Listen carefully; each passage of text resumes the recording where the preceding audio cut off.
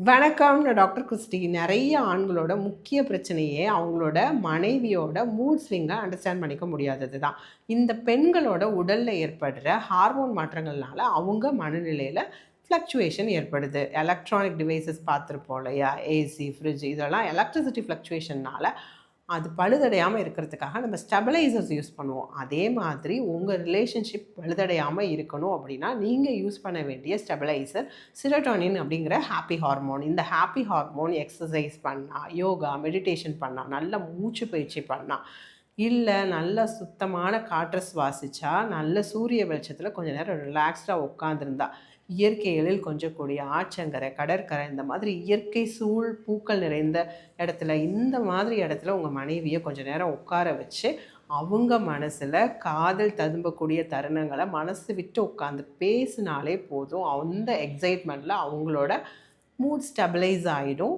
உங்களோட பிரச்சனை சரியாயிடும்.